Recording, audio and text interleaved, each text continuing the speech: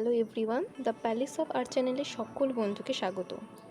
আজকের ভিডিওতে আমি তোমাদের সাথে নতুন কিছু ক্রাফট আইডিয়া শেয়ার করব। প্লিজ ভিডিওটি শেষ অবধি দেখো, ভালো লাগলে লাইক অ্যান্ড শেয়ার করো।